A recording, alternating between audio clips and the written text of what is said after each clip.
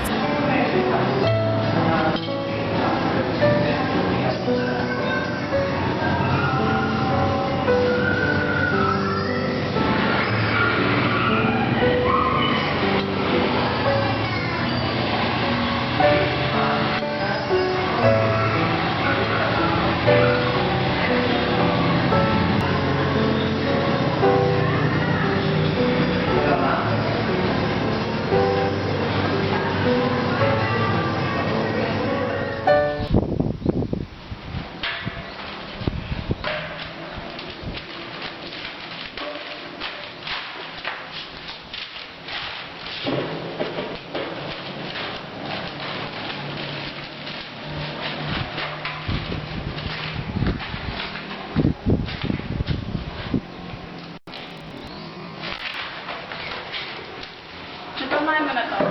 Opo, ma'am. Ito po pala, naayos ko na.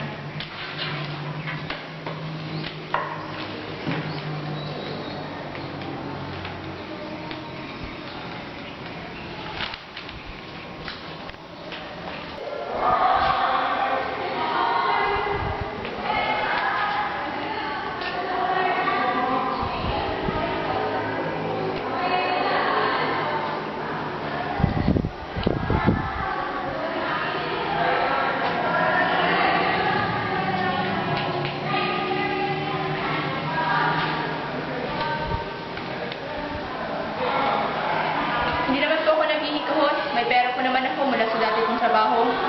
Ang nga lang, nagkawatak-watak ang grupo namin, eh, naging mahirap na. Alam mo naman po ma, medyo mahirap tapusin yung isang bagay, lalo na kung mag-isa ka lang gumagawa. Okay. Just 3 months ang policy namin dito. So, kapag maganda performance mo, baka magtagal ka dito. Salamat po, ma'am. Okay, you may go.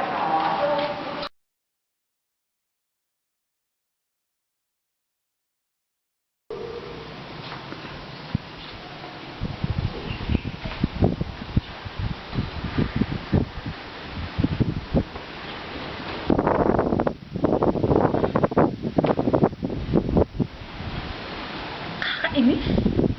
Bayan? Absent, di man ako sinabihan.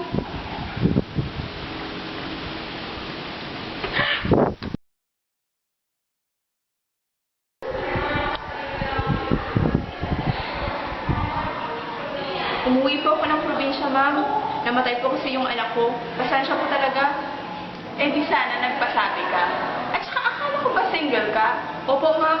Hindi naman po ako kasasanayan ng anak ko. Eh di nagsabi ka sana. Alam mo naman sa trabaho ito, kapakanan yung importante.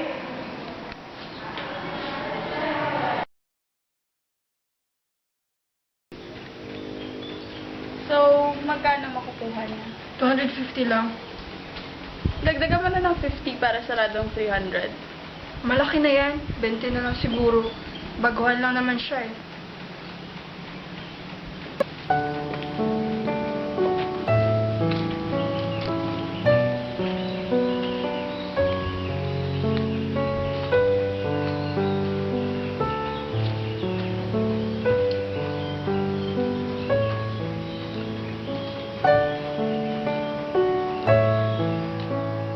Okay, sige. I-follow up mo na lang later. Okay.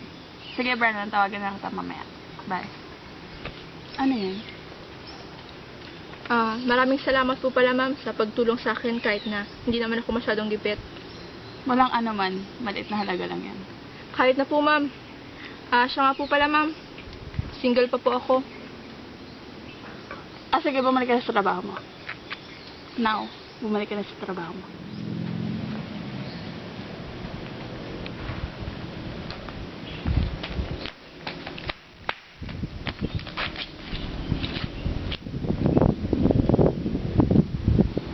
Pasensya na po kayo, ma'am. Kung akala nyo, nagsinungaling ako.